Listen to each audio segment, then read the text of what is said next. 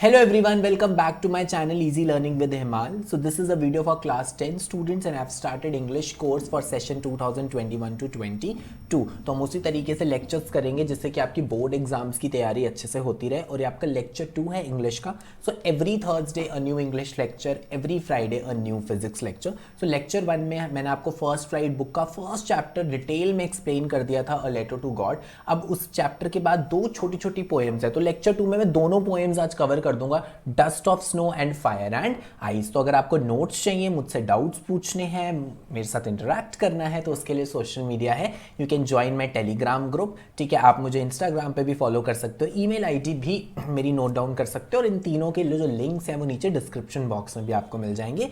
तो शुरू करते हैं लेक्चर 2। तो दो पोएम्स कवर कर लेंगे, छोटी छोटी पोएम्स हैं, तो इसी लेक्चर में दोनों पोएम एक साथ ही पढ़ लो। एक है डस्ट ऑफ स्नो और एक है फायर एंड आइस, और दोनों ही पोएम्स लिखी हैं रॉबर्ट फ्रॉस्ट ने। Robert Frost is a very famous poem, nature से रिलेटेड, लाइफ से रिलेटेड वो काफ़ी पोएम्स लिखते हैं, और आपने उनकी 9th क्लास में भी पोएम पढ़ी है, that is the road not taken. दोनों पोएम्स के दो दो स्टैंजर हैं, तो लाइन बाय लाइन एक्सप्लेनेशन के साथ शुरू करते हैं। तो पहली पोएम हम स्टार्ट करते हैं डस्ट ऑफ स्नो।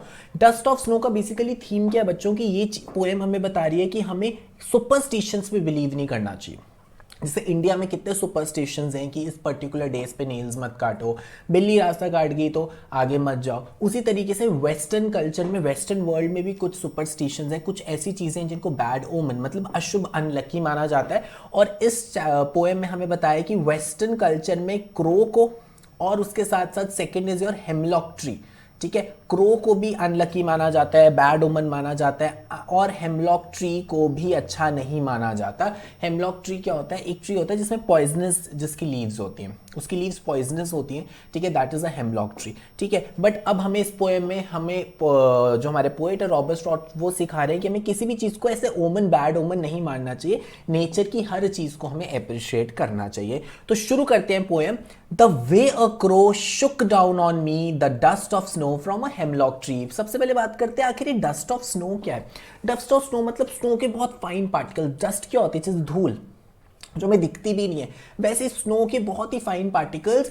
तो यहाँ पे जो हमारे पोएट हैं वो कह रहे हैं कि एक बार वो क्या थे, पेड़ के नीचे खड़े थे और काफ़ी स्नो का मौसम था। ठीक है, मतलब बर्फ़ पड़ रही थी। ठीक है, जब बर्फ़ पड़ती है तो पेड़ की लीव्स पर भी हर जगह बर्फ़ पड़ी होती है। तो एक क्रो की मूवमेंट से, हो सकता है क्रो वहाँ से उड़ा हो, या क्रो ट्री पे बैठा हो, ठीक है, या उसने लीव्स शेक करी हो, तो एक क्रो की मूवमेंट से कुछ डस्ट ऑफ स्नो मतलब फाइन पार्टिकल्स, थोड़ी सी डस्ट उनके शोल्डर्स पे आके गिर गई फ्रॉम अ हेमलॉक ट्री। और कहाँ से गिरी, वो हेमलॉक ट्री से गिरी। तो ये जो हेमलॉक ट्री है, ये मैंने आपको बताया बैड ओमन माना जाता है, क्रो को भी बैड ओमन माना जाता है। शुक डाउन मतलब, शुक डाउन होता है मूवमेंट करके, ठीक है, शेक करके लीव्स को, थोड़ी सी जो स्नो है वो उसके ऊपर गिर गई, पोएट के ऊपर। तो आपने इस सिचुएशन को आप इमेजिन कर सकते हो, एक पेड़ है जिस पे बर्फ पड़ी हुई है, ठीक है, और एक क्रो कुछ मूवमेंट करता है उस पेड़ में, जिसकी वजह से बहुत ही फाइन पार्टिकल्स है, बहुत ही हल्की सी थोड़ी सी जो बर्फ है, जिसको एक तरह से डस्ट से कंपेयर किया है, डस्ट ऑफ स्नो पोएट पे आके गिर जाती है। चलो आगे देखते हैं।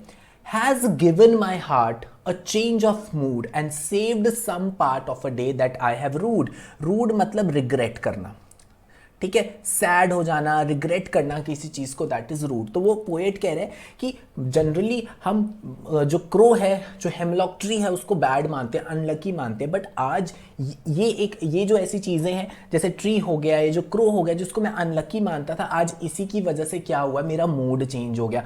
मतलब देखो, लास्ट की 2 लाइन्स पहले समझते हैं। And saved some part of a day I rued, मतलब मेरा पूरा दिन खराब जा रहा था, आई वॉज वेरी सैड, मेरा दिन अच्छा नहीं जा रहा था। ठीक है, और अगर ये इंसिडेंट नहीं होता तो मैं रिग्रेट करता। अब वो इंसिडेंट कौन सा हुआ है, वो यहाँ पे बताया हुआ है, has given my heart a change of mood. मतलब वो पोएट कह रहे मैं बहुत सैड था, मैं पेड़ के नीचे खड़ा था, और जैसे हेमलॉक ट्री से बर्फ नीचे गिरी मेरे ऊपर, जो क्रो ने गिराई, उसकी वजह से मेरा मूड चेंज हो गया। मूड चेंज होने का मतलब है पोएट दोबारा से हैप्पी हो गए।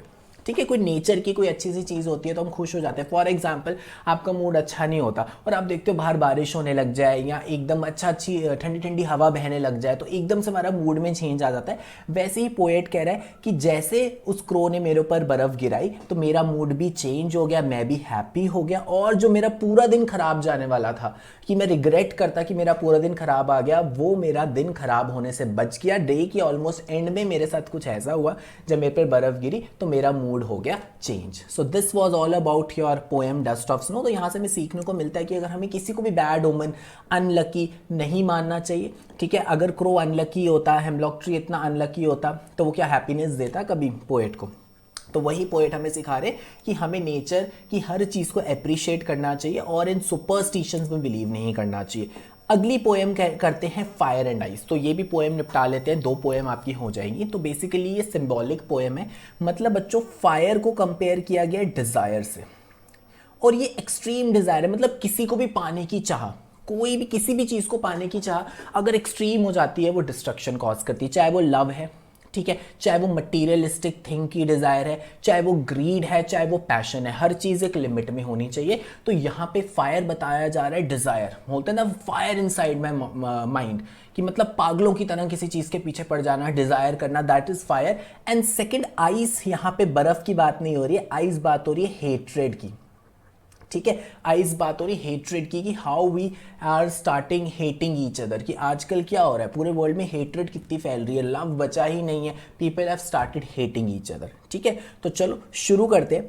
सम say the world will end in fire, some say in ice. तो पोएट कह रहा है कि कुछ लोग कहते हैं कि जो वर्ल्ड है वो इस डिज़ायर की वजह से ख़त्म हो जाएगा, कि लोगों के अंदर इतनी डिज़ायर है, इतना एक्सट्रीम डिज़ायर है किसी चीज़ के पीछे, और extreme of everything is bad, excess of everything is bad, ठीक है। ये जो डिज़ायर है, स्पेशली अगर हम मटीरियलिस्टिक चीज़ों के लिए देखें, मनी के लिए जो डिज़ायर है, लव के लिए जो डिज़ायर है, तो कुछ लोग कहते हैं इस डिज़ायर की वजह से जो वर्ल्ड है दैट विल एंड, और कुछ कहते हैं कि वर्ल्ड एंड होगा ड्यू टू आइस। आइस मतलब हेट्रेड, कि सम सेज कि जो वर्ल्ड है वो आइस की वजह से एंड होगा, हेट्रेड की वजह से एंड होगा, जैसे हम बोलते हैं वेरी कोल्ड एज आइस, ठीक है।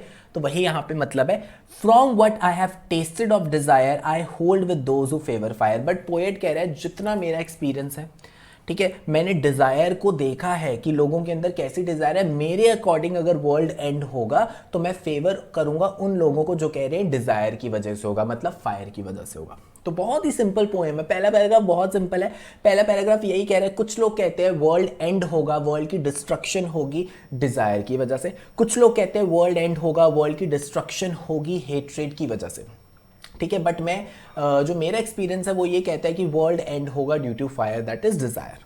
अब देखो second paragraph, but if it had to perish twice, perish मतलब टू एंड और die, I think I know enough of hate to say that for destruction ice is also great and would suffice. Suffice मतलब sufficient. Poet कह रहे हैं कि मान लो अगर एक बार वर्ल्ड एंड हो गया डिजायर से, अगर सेकंड टाइम वर्ल्ड को एंड होना, मतलब वो कहना ये चाह रहे हैं कि अगर डिजायर के बाद कोई दूसरी चीज है जो उस वर्ल्ड को एंड कर सकती है, वो हेट्रेड है। तो उन्होंने इस तरह से बोला है कि सपोज अगर एक बार वर्ल्ड एंड हो गया डिजायर से, अगर वर्ल्ड दोबारा एंड हो सकता है, सपोज वर्ल्ड एक बार दोबारा एंड हो सकता है, तो वो किसकी वजह से होगा? हेट। क्योंकि मैंने हेट्रेड को बहुत करीब से देखा है, मैंने लोगों के अंदर हेट्रेड देखी है। जब हम किसी को हेट करते हैं तो क्या होता है, जब हम किसी को हेट कर रहे हैं, हम किसी का बुरा चाह रहे हैं, तो हम अपने इमोशंस भी डिस्ट्रॉय कर रहे हैं, हम अपने आप को भी जो अंदर से जो है हम उसको डिस्ट्रॉय कर रहे हैं, ठीक है। हेटरेट से हमें खुद भी कभी खुशी नहीं मिलती है, ठीक है, और दूसरे का भी हम अच्छा नहीं चाहते। To say that for destruction ice is also great and would suffice, वो कह रहे हैं डिस्ट्रक्शन के लिए आइस भी बहुत ग्रेट है। ग्रेट यहाँ पे मतलब कोई तारीफ नहीं की गई है, मतलब ये भी बहुत बड़ा फैक्टर है कि हेट्रेड की वजह से भी वर्ल्ड एंड हो सकता है, और वो भी काफी सफिशिएंट है। जितना सफिशिएंट डिजायर है, ठीक है, उतना ही सफिशिएंट हेट्रेड भी है इस वर्ल्ड को एंड करने में। बट पोएट पहले कहते हैं कि उनके लिए फर्स्ट ऑप्शन इज डिजायर, कि अगर वर्ल्ड एंड होगा डिजायर से होगा। अगर एक बार दोबारा वर्ल्ड एंड हो, अगर सेकेंड टाइम वर्ल्ड एंड होना हो, या जो सेकेंड मोस्ट सूटेबल ऑप्शन है जिसकी वजह से वर्ल्ड एंड हो सकता है, that is your eyes, that is your hatred. So that was all about your poems guys, ठीक है। डोंट वरी, आगे वाले लेक्चर्स में मैंने क्वेश्चन आंसर्स भी कराने हैं, लेटर टू द गॉड, ठीक है। अभी मैं कुछ एक्सप्लेनेशंस करवा रहा हूँ आपको इनिशियल टॉपिक्स की, फिर एक दो लेक्चर्स में मैं क्या करूँगा, आपको क्वेश्चन आंसर्स भी करा दूंगा। और अगर वीडियो पसंद आ गई, दोनों वीडियोज़ दोनों पोएम समझ आ गई तो लाइक कर दो, ठीक है। कोई भी डाउट है पोएम में, कुछ ये नहीं समझ आई, कमेंट सेक्शन में लिख दो, और दोस्तों के साथ भी ये वीडियो शेयर कर दो। फर्स्ट टाइम चैनल पे आए हो तो please subscribe my channel easy learning with Himal and press the bell icon to receive regular notifications of my videos। And guys आप मुझे सोशल मीडिया पे भी कनेक्ट कर सकते हैं, डाउट पूछ सकते हैं, और आपको यहाँ पे नोट्स और पीडीएफ भी मिल जाएंगे, ठीक है। उसके लिए आपको मेरा टेलीग्राम चैनल ज्वाइन करना पड़ेगा, इंस्टाग्राम पे फॉलो कर लो, ईमेल आईडी पे भी डाउट्स पूछ सकते हो, इनके लिंक्स भी डिस्क्रिप्शन बॉक्स में है। And guys now we will meet tomorrow, कल फ्राइडे है तो आपका फिजिक्स का लेक्चर 2 लेके आऊँगा ऑन इलेक्ट्रिसिटी चैप्टर।